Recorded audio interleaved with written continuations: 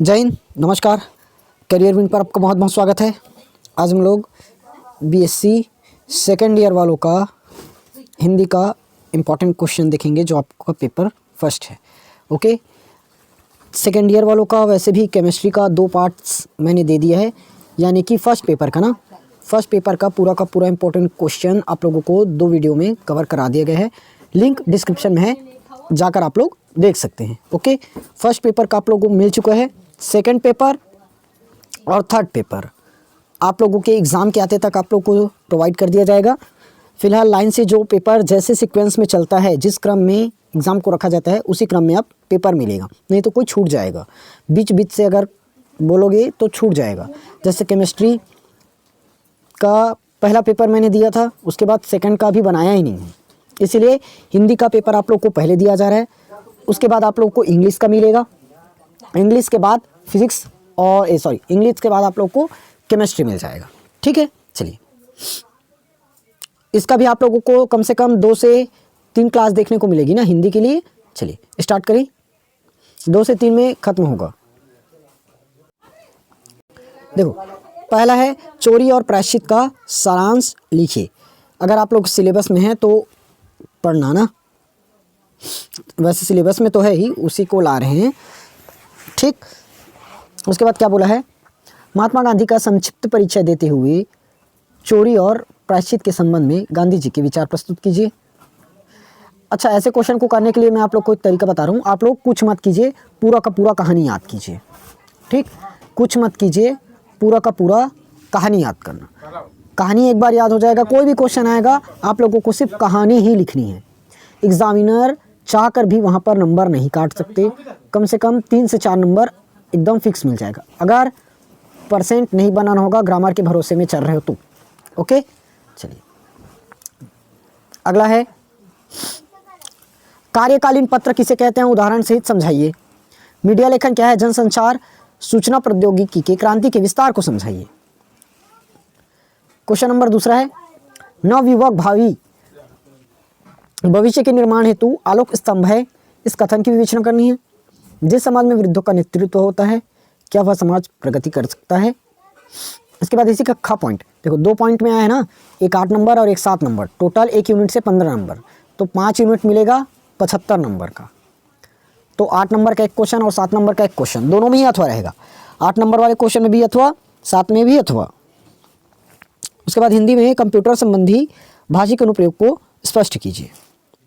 देखो, यूनिट 3 है, मातृभूमि के महत्व को चित्रित करना है, इसी का अथवा है। देखो 8 नंबर वाला है अथवा, पार्थिव कल्याणों से संपन्न मातृभूमि का स्वरूप अत्यंत मनोहर है, इस कथन की स्पष्टता करनी है, यानी कि व्याख्या करनी है। आगे बढ़ते हैं, खा पॉइंट 7 नंबर वाला क्वेश्चन। देखो, संज्ञा की परिभाषा देते हुए सभी प्रकारों को सोदाहरण कीजिए, यानी कि उदाहरण सहित समझाइए। विशेषण किसे कहते हैं, विशेषण के भेदों को उदाहरण से समझाइए। एकदम आसान क्वेश्चन है, बन जाएगा। अगला देखो, डॉक्टर खूबचंद बघेल एक राजनेता के साथ एक अच्छे महान सुधारक भी थी, यानी कि समाज सुधारक थे, समझाइए। 8 नंबर का क्वेश्चन। अगर इसके अथवा पॉइंट की बात करें तो छत्तीसगढ़ राज्य निर्माण के लिए खूबचंद बघेल ने क्या क्या योगदान दिए, इनको बताना है। ये कंपलसरी है ना, आप लोग दोनों में से एक क्वेश्चन को बनाना है, साथ में ख नंबर का भी दोनों में से एक क्वेश्चन बनाना है। देखो, संधि की परिभाषा देते हुए इसके प्रकारों को उदाहरण के साथ लिखिए। अब संधि भाई कौन नहीं बना पाओगे संधि, लेकिन मैं आप लोग को बोलूँगा यहाँ पर आप लोग संधि ना ही बनाए तो बेहतर है, उसके नीचे वाला समास विग्रह कर लीजिए। देखो, अब यहाँ पर कारण समझिए। संधि की परिभाषा देंगे तो उसमें आप लोग को थ्योरी लिखनी पड़ेगी, थोड़ा बहुत थ्योरी लिखनी पड़ेगी। ठीक, लेकिन समास डायरेक्ट विग्रह करोगे और उसका नाम लिखोगे, हो गया, तो उसमें नंबर ही नहीं कट सकता। ये संधि की परिभाषा दोगे, 2 वर्णों के मेल को संधि कहते हैं, फिर उसके बाद उसमें और लिखोगे थ्योरी कैसे कैसे होता है, एक चीज़ बतानी पड़ेगी, तो वहाँ पर हो सकता है नंबर कटने का थोड़ा बहुत चांस बन जाए। लेकिन ऑप्शनल क्वेश्चन नहीं कट सकता, ऑप्शनल क्वेश्चन में नंबर ही नहीं कट सकता, तो बेहतर यही आप लोग ऑप्शनल क्वेश्चन अटेम्प्ट कीजिए। 7 नंबर यहाँ भी 7 ही मिलेगा। जैसे मैं समझाता हूँ, देखो, छत्तीसगढ़ की राजधानी रायपुर है, छत्तीसगढ़ की राजधानी रायपुर है, ये हमारा ऑप्शनल क्वेश्चन के अंतर्गत आ गया। अगर हमने इसको लिख दिया तो हमारा नंबर कोई भी हाल में कटेगा नहीं। लेकिन अगर बोल दिया रायपुर के बारे में 2 लाइन समझाइए, सिर्फ 2 लाइन समझाइए, कोई भी अच्छे बुरे पॉइंट को बोल दिया तो नंबर कट सकता है। इसलिए बोल रहे हैं ऑप्शनल क्वेश्चन को अटेम्प्ट कीजिए। देखो मैं बता देता हूँ, जिसका मैं जानता हूँ मैं वही बताऊँगा ना, और जिसका नहीं पता तो भाई हिंदी छोड़े कई साल हो चुका है तो कमेंट मत कीजिएगा गलत बता दिए या खुद को पता नहीं है करके। हम पहले से बता रहे हैं, हमको पता होगा भी या नहीं होगा भी हम खुद नहीं जानते, क्योंकि हिंदी छोड़े हमें खुद कई साल हो चुके हैं, इंग्लिश भी छोड़े कई साल हो चुके हैं, फिजिक्स मैथ्स में जब आ गए हैं तो ये अब उतना ज़्यादा घुसता नहीं है दिमाग, लेकिन जितना याद है उतना को करवाएंगे, क्योंकि हम भी एग्ज़ाम ही दिला कर आए हैं, हम भी ऐसे ही बना कर आए हैं। ठीक, चलिए अगर कोई गलत हो जाता है तो आप लोग कमेंट में उसको सुधार देना, ना कि सामने वाले के ऊपर ब्लेम करना कि गलत बताए। कमेंट में उसको सुधारिए ताकि जो और देखेंगे इस वीडियो को उन लोगों को सही आंसर मिले। ठीक, जैसे विद्यालय है, ये हो जाएगा आपका विद्या का आलय, यानी कि विद्या का घर या विद्या का आलय, विद्या का आलय लिखिएगा, का आ गया, इसीलिए ये हो जाएगा हमारा तत्पुरुष समास। क्या हो जाएगा? तत्पुरुष। याद रखना, मैं एक बार समास को डिटेल कर देता हूँ। देखिए, अव्ययी भाव में पहला उपसर्ग रहता है, अव्ययी भाव में पहला उपसर्ग, तत्पुरुष समास में कर्ता रहेगा, बहुब्रीहि समास में कोई नया देगा, नया अर्थ, जैसे बहुब्रीहि समास में कोई नया अर्थ देगा ना, जैसे चक्रपाणी हो गया, ये सॉरी बहुब्रीहि, हाँ ठीक, जैसे पीताम्बर हो गया, दशानन हो गया, इस तरह से। उसके बाद और क्या बचा हमारा? द्वंद्व समास।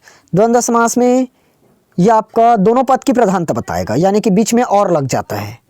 ठीक, द्विगु समास से सब लोग परिचित होंगे, द्विगु समास सिर्फ संख्यावाची रहता है। हो गया टोटल 6 समास। कर्मधारय बच गया क्या? चलिए देख लेना, जो बचा होगा उसको देख लेना, फिलहाल मैं करा देता हूँ। विद्या का आलय तत्पुरुष समास, दाल और रोटी द्वंद्व समास, चौराहा 4 राहों का समूह, 4 राहों का समूह यानी कि द्विगु समास। देखिए दशानन आया, 10 है आनन जिसके, 10 है आनन यानी कि मुख, 10 है मुख अर्थात रावण। ठीक, ये भी हो गया। प्रतिदिन, देखो पहला प्रत्यय उपसर्ग होता है तो ये हो गया हमारा अव्ययी भाव। क्या हो जाएगा? अव्ययी भाव। अच्छा, कर्मधारय नहीं बताया था ना, वो विशेष्य और विशेषण रहेगा ना। गृह प्रवेश, गृह में प्रवेश, गृह में प्रवेश हो सकता है तत्पुरुष हो जाए, आई एम नॉट श्योर ना। पीताम्बर, पीताम्बरम यस्य, ये तो संस्कृत का हो गया भाई। पीला है जिसका अंबर, पीला है जिसका अंबर अर्थात विष्णु हो जाएगा। कौन हो जाएगा? विष्णु। ठीक, उसके बाद ये भी हमारा बहुब्रीहि है ना, बहुब्रीहि। देशभक्ति, देशभक्ति हो जाएगा हमारा देश के लिए भक्ति, देश के लिए भक्ति, के लिए आया, के लिए, यानी कि ये हमारा है तत्पुरुष समास भाई। क्या होगा? तत्पुरुष। देखिए 8 दिया था, 7 तो आराम से ही बन जाएगा। एक बार और बता रहा हूँ, ध्यान समझिए। विद्यालय विद्या का आलय तत्पुरुष, दाल और रोटी, दाल और रोटी द्वंद्व, चौराहा 4 राहों का समूह यानी कि द्विगु, 10 है आनंद जिसके अर्थात रावण, बहुब्रीहि नया अर्थ दिया, प्रतिदिन दिन दिन यानी कि अव्ययी भाव हो गया। गृह में प्रवेश या गृह के लिए, गृह में प्रवेश होगा इसका मेरे ख्याल से तत्पुरुष में आ सकता है। पीला है जिसका अंबर अर्थात विष्णु, तत्पुरुष, सॉरी क्या बोलते उसको, बहुब्रीहि। देशभक्ति, देश के लिए भक्ति, ये तत्पुरुष। चलिए यूनिट नंबर 5 लास्ट, संभाषण करते समय किन किन नियमों का पालन करना चाहिए? Important question. संभाषण की कुशलता का जीवन में क्या महत्व है? ये भी इंपॉर्टेंट है। आगे बढ़ते हैं। देखो, लक्ष्य भाषा और स्रोत भाषा को उदाहरण से समझाइए। उसके बाद संक्षिप्ति से आप क्या समझते हैं? संक्षिप्ति के रूप एवं विशेषताएं को बताइए। ठीक, ये था आप लोग का हिंदी का इंपॉर्टेंट क्वेश्चंस।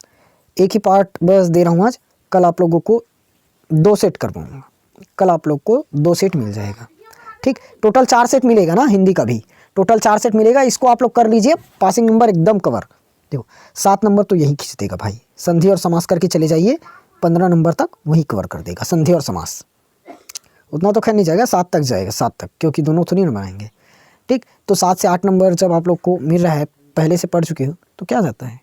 ठीक, चलिए बाकी क्वेश्चंस अपन कल करेंगे। इसका 2 सेट मैं कल करवाऊंगा या तो परसों करवाऊंगा। ठीक है, चलिए अगर वीडियो अच्छी लगी तो वीडियो को लाइक ज़रूर कीजिए और अपने दोस्तों के साथ शेयर करना ताकि उन लोगों को भी इंपॉर्टेंट क्वेश्चन मिल सके। और चैनल को सब्सक्राइब जरूर कर लीजिएगा, क्योंकि ऐसे इंपॉर्टेंट क्वेश्चन की वीडियो आप लोग को इस चैनल पर डेली मिलेगी।